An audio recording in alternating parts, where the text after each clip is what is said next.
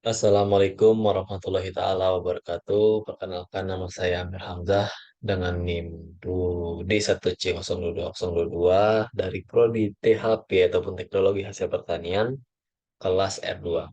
Pada kesempatan kali ini saya akan mencoba untuk menjelaskan salah satu tugas dari mata kuliah unit proses yang mana ini berjudul tentang super critical extraction ataupun bisa dibilang ekstraksi dengan super critical.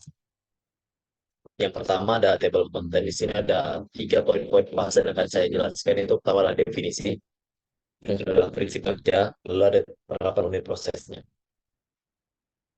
Yang pertama definisi. Super critical extraction adalah ekstraksi menggunakan fluida superkritis sebagai pelarut untuk memisahkan komponen-komponen dalam satu cairan atau padatan yang biasanya dioperasikan secara kontinu.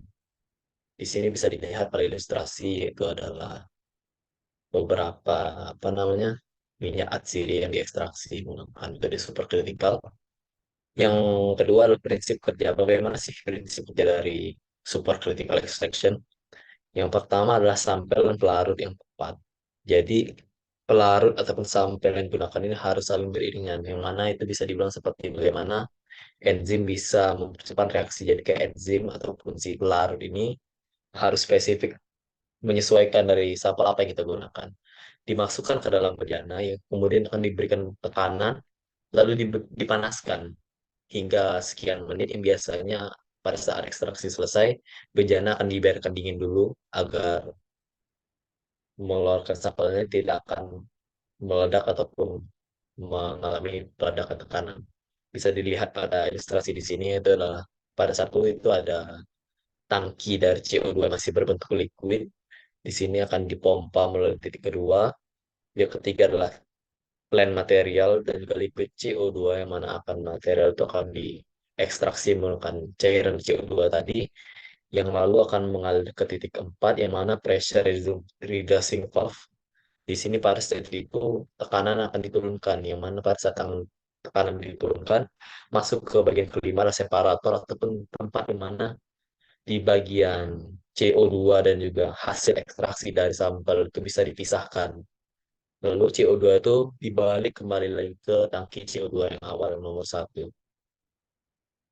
Ini adalah ilustrasi alat yang kita gunakan. Yang pertama itu adalah dari simbol A, yang paling kiri ini adalah sistem dari super SFE AP, Super Critical Fluid Extraction, yang mana A1 adalah torquemeter, yang A2 adalah ekstraktor, yang bagian B adalah piston.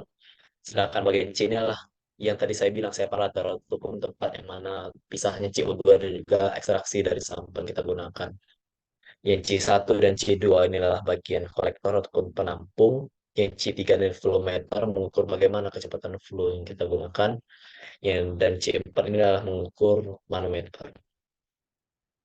Contoh penerapan saya ambil pada unit proses kali ini yaitu pertama ada developing a supercritical fluid extraction method assisted by cold pressing, a novel extraction technique with a promising performance apart to PQI.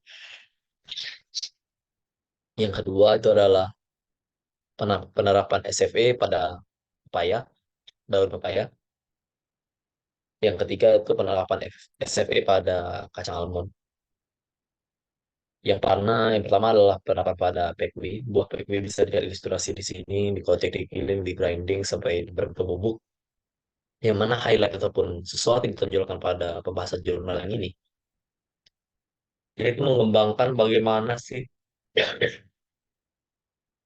apabila supercritical fluid extraction ini di-assess ataupun dibantu menggunakan tekanan. Yang kedua adalah meningkatkan impact ataupun pengaruh dari tekanan dingin terhadap ekstraksi dari hasil PQI. Yang ketiga adalah menginvestigasi bagaimana efek temperatur dan tekanan pada ekstraksi dari PQI ini. Bisa dilihat pada tabel, yield adalah hasil pressure dan tekanan. Bisa dilihat di sini pressure, seiring meningkatnya pressure ataupun tekanan, yield ataupun hasil yang dihasilkan melalui ekstraksi super ekstraksi fluida yang kita gunakan semakin tinggi. Apapun suhu yang kita gunakan maupun 333 Kelvin ataupun 313 Kelvin. Seiring naiknya tekanan yang berawal dari 20 megapascal sampai ke 40 megapascal, hasil atau yield yang kita dapatkan dari satuan gram per 100 gram raw material akan terus meningkat. Dan pada tabel ini, pendapatan yield ataupun hasil ini dilakukan dalam waktu 40 menit. Lalu ada super critical fluid extraction pada daun pepaya. Di sini adalah ilustrasinya. Pada pembahasan kayak ini, bagaimana pengaruh tekanan dan suhu pada ekstrak ini? Di sini suhunya diindikatori oleh beberapa simbol lambang, lingkaran, kotak, ataupun berapa. Dan juga tekanan ini seiring berjalannya garis X ataupun absis. Di sini dapat dilihat bahwasanya pada suhu 50 Celcius lah kita mendapatkan global extract yield yang paling tinggi. Di sini ada kacang almond, sama-sama diapakan dulu, dihaluskan dulu. Di sini tetap hampir sama kesimpulannya, yang mana semakin tingginya tekanan akan didapatkan semakin banyak yield. Bisa dilihat baca di sini ilustrasinya pada minyak pada suhu 60 dan 40 megapascal menghasilkan rendemen paling banyak dalam waktu 30 menit. Ini adalah sumber jurnal yang saya gunakan. Terima kasih atas perhatiannya pada kesempatan kali ini. Saya akhiri wabillahi taufiq wal hidayah. Wassalamualaikum warahmatullahi taala wabarakatuh.